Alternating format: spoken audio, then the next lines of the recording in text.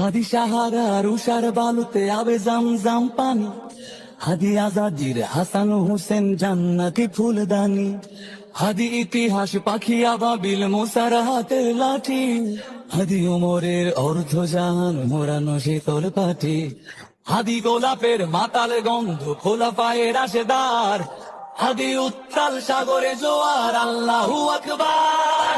আবু বকরের সিদ্দিক থেকে আলোর ঝর্ণা এনে হাদি জেগেছিল তরুণ আলীর সাহসের সুধা টেনে।